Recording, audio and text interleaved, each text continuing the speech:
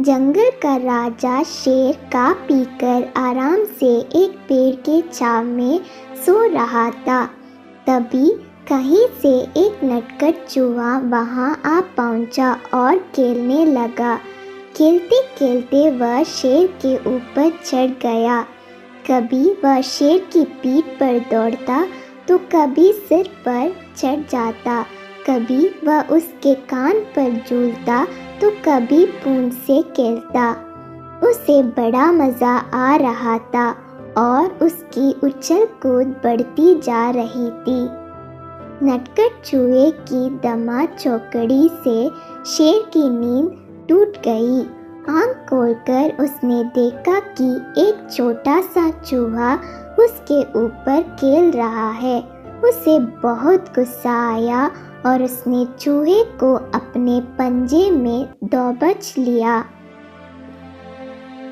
शेर के पंजे में आते ही चूहे डर गया और तर-तर कांपने लगा। शेर बोला, बदमाश चूहे, तेरी इतनी हिम्मत कि तू जंगल के राजा शेर की नींद में कल्लल डाले।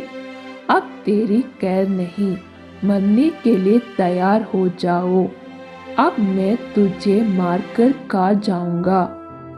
मौत सामने देख चूहे गिड़गिड़ाने लगा। वनराज, मुझे क्षमा कर दे, मुझसे बहुत बड़ी भूल हो गई।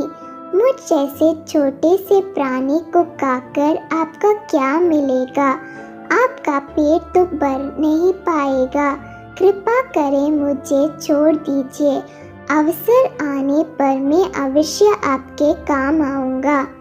चूहे की बात सुनकर शेर हंसने लगा और बोला, मैं जंगल का राजा हूँ।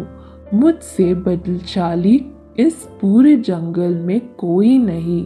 तू छोटा सा चूहा मेरे क्या काम आएगा? लेकिन फिर भी मैं दया करके तुझे प्राणदान देता हूँ।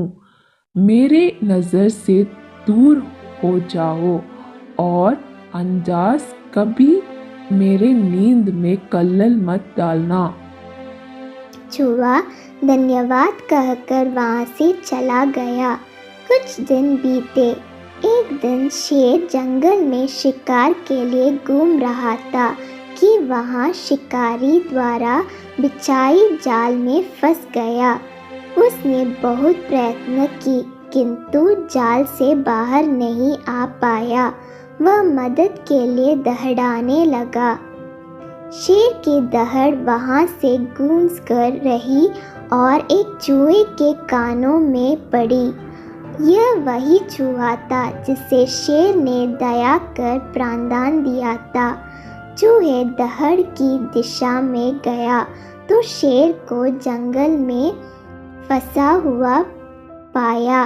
उसने फौरन अपने दांतों से जाल काट दिया।